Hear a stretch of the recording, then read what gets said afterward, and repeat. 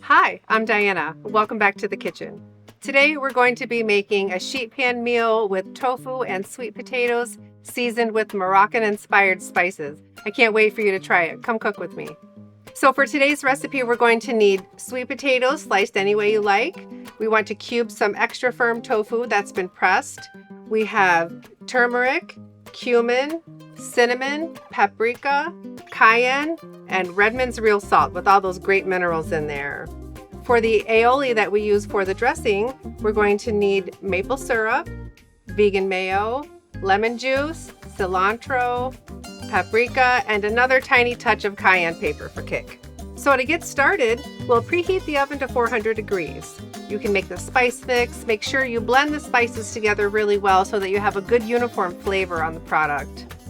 To prepare the sweet potatoes, we'll toss them in a bowl with just a little bit of olive oil and half of the spice mix.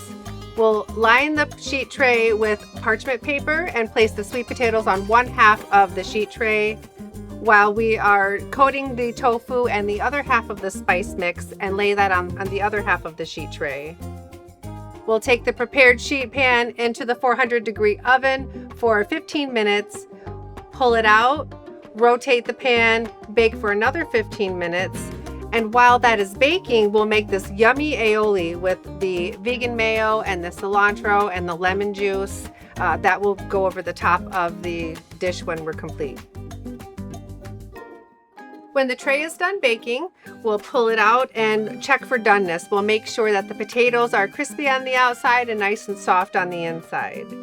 To serve, we can serve it with the aioli on the side, or you could make a really good wrap with some lettuce and cranberry sauce with the sweet potatoes and those Moroccan spices. It's so good. I hope you enjoyed this recipe. You can find the full recipe and the ingredients on our website at countrylifefoods.com. All right, so now can I cook?